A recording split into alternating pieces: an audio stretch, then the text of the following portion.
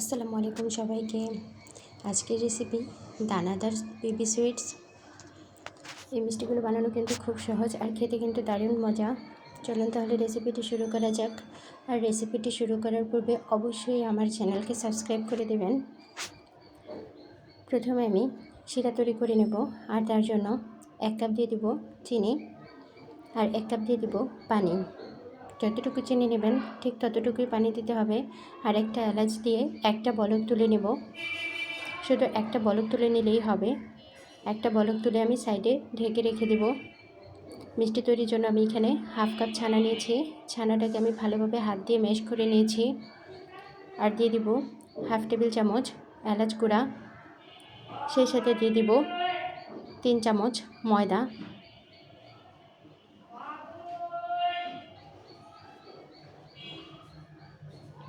দিয়ে দিব 1 চামচ চিনি।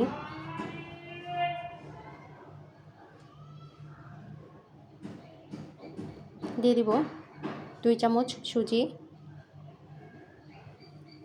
1 প্যাকেট 10 টাকা দামের ডানু গুঁড়া দুধ, 1 চিমটি খাবার সোডা। খাবার সোডাটা কিন্তু বেশি দেওয়া যাবে না।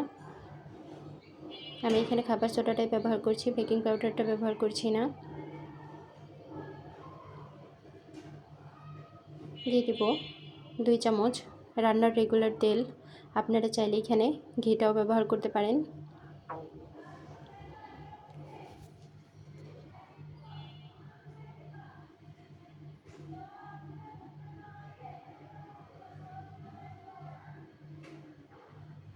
দিয়ে দেব 1 চিমটি লবণ।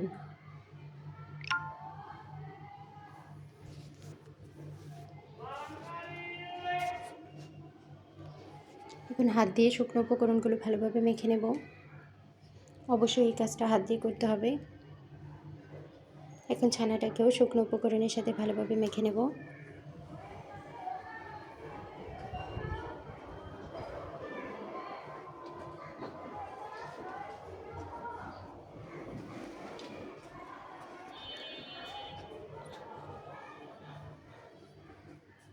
ভালোভাবে হাত দিয়ে চেপে চেপে মেখে নিতে হবে।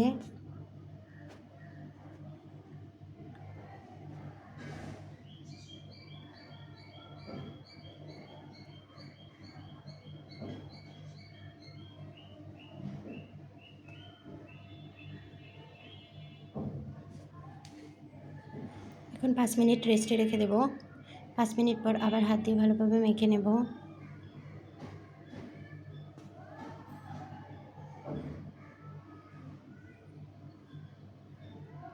এখন মিষ্টি শেপ দিয়ে নেব।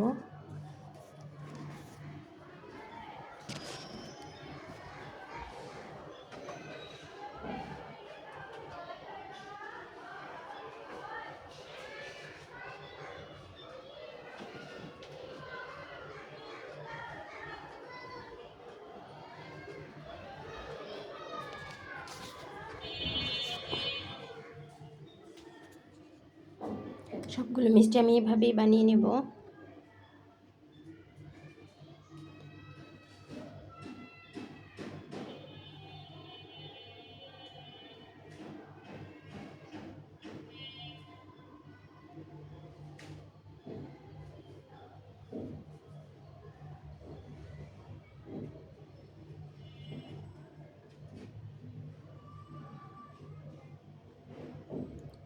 এখন চুলায় একটি প্যানে আমি তেল বসিয়ে দিয়েছি, আর তেলটা কিন্তু একদম কুসুম গরম থাকতে হবে।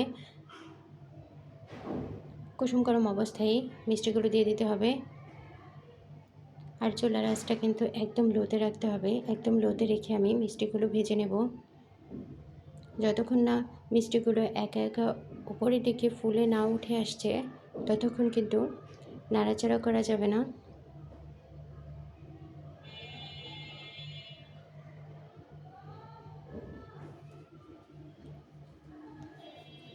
মিষ্টিগুলো যখন উপরে ভেসে উঠবে,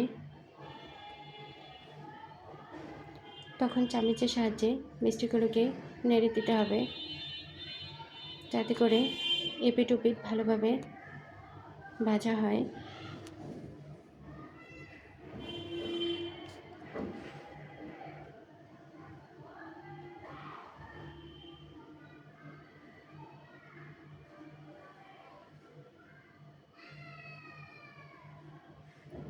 এখন প্যানে ঝাঁকুনি দিলেই কিন্তু মিষ্টিগুলো ভেসে উঠবে।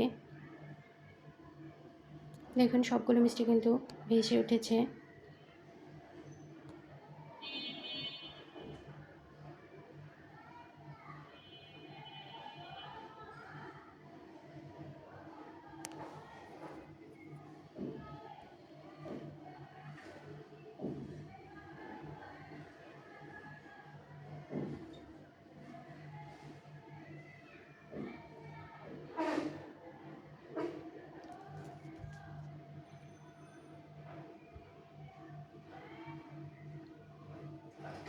একটু সময় নিয়ে মিষ্টিগুলোকে ভেজে নিতে হবে, তবেই কিন্তু আপনার মিষ্টিগুলো পারফেক্ট হবে।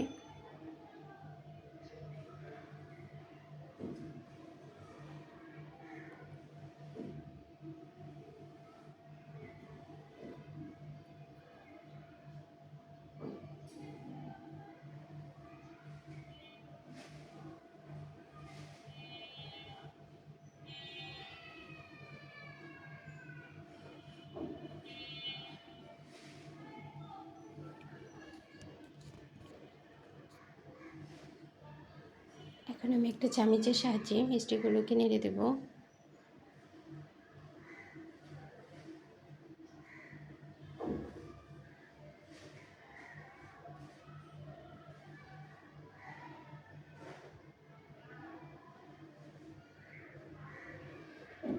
এখন গরম গরম মিষ্টি কিন্তু আমি কুসুম গরম শিরায় দিয়ে দেব। কিছু সাদা অবস্থায় আমি শিরায় দিয়ে দিয়েছিলাম, এখন হালকা ব্রাউন অবস্থায় শিরাতে দিয়ে দেব। শিরাটা কিন্তু হালকা কুসুম গরম থাকতে হবে, আর মিষ্টিগুলো কিন্তু তেল থেকে উঠিয়ে সাথে সাথে দিয়ে দিতে হবে। আমি আরেকটা পেজ মিষ্টিগুলো ভেজে নেব।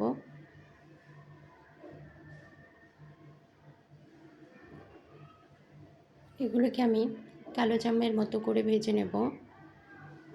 যতক্ষণ না কালো জামের কালার আসছে ততক্ষণ ভেজে নেব।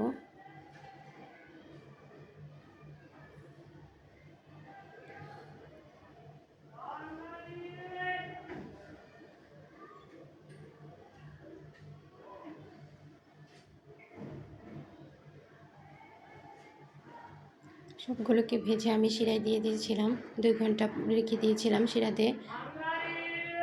2 ঘন্টা পর দেখুন কতটা সুন্দর হয়েছে। অবশ্যই 2 ঘন্টা রেখে দিতে হবে কুসুম গরম শিরায় ঢেকে। দেখুন মিষ্টিগুলো কতটা পারফেক্ট হয়েছে।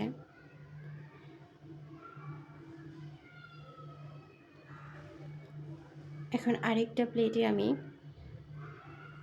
চিনি নিয়েছি। এখন মিষ্টিগুলোকে চিনিতে কোট করে নেব।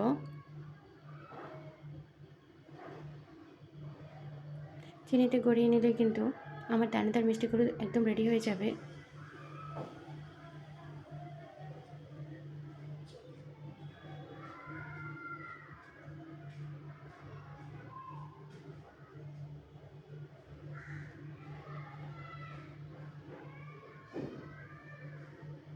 আমি সবগুলোকে চিনিতে গড়িয়ে নেব।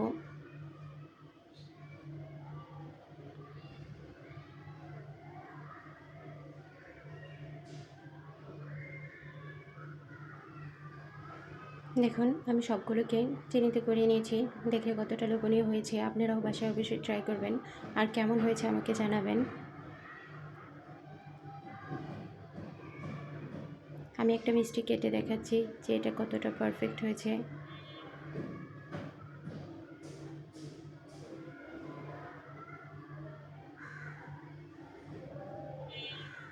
ভিডিওটি ভালো লাগলে অবশ্যই আমার চ্যানেলকে সাবস্ক্রাইব করবেন। ধন্যবাদ সবাইকে।